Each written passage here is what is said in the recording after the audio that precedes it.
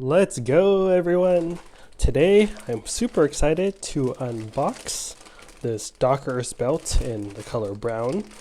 So I've been using this as my daily belt for a long time. My last one broke, so had to get another one and wanted to show you all how this looks like in this video. So this is what it looks like. Dockers 32. It's a nice brown color to it. And this one is not reversible. I have had their reversible versions before though. But yeah, overall, good everyday belt.